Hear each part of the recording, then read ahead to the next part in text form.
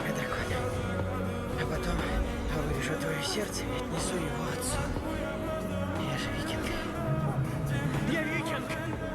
В камине в 6 утра фотография твоя. Горят воспоминания о тебе.